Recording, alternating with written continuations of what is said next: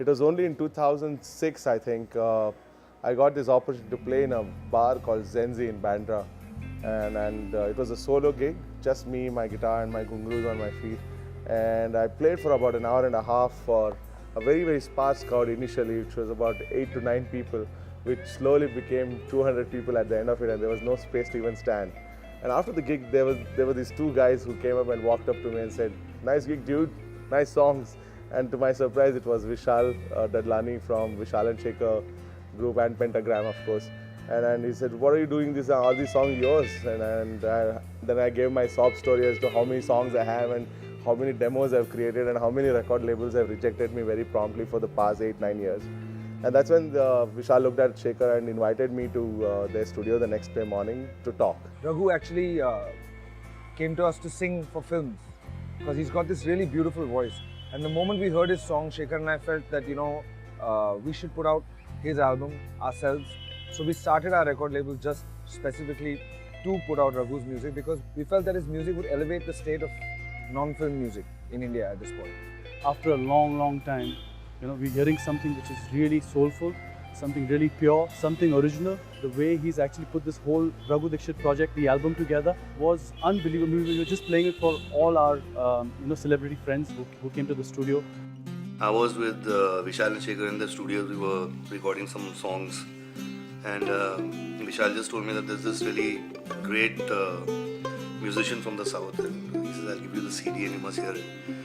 And I heard the CD and I just freaked out. I mean, just the blend of so much in it.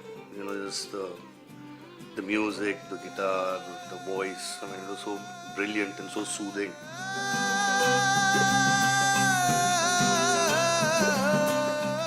After hearing the album, all of us were pleasantly surprised, and we really loved his voice texture, and whatever he has sung, it is straight out of it's straight from his heart. The sound of Raghu's voice itself is extremely energetic, and it's great to hear first thing in the morning. I think there's a lot of soul in his melody, there's a lot of soul in his voice.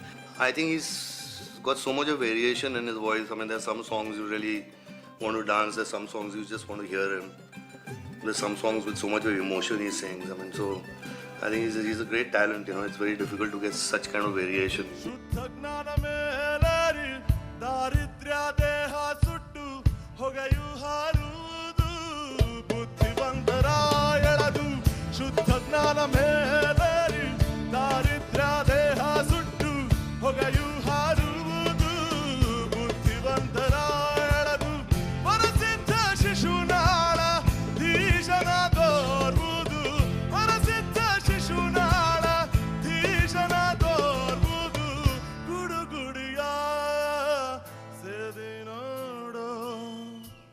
And I was like more than happy because for the first time, somebody approached my music without any business bent of mind and truly for the love of the music that they heard from me. And I didn't even ask for a contract or anything. We just agreed to release this album, and they released this album in India.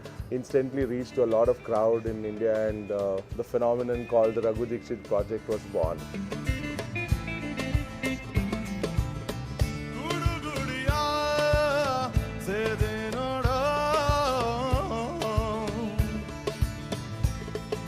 His name is synonymous with his kind of music, and we wanted that identification for it.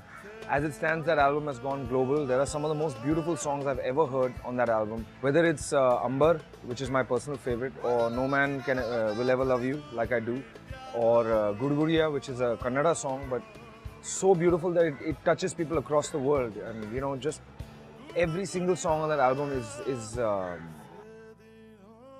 spectacular, truly spectacular.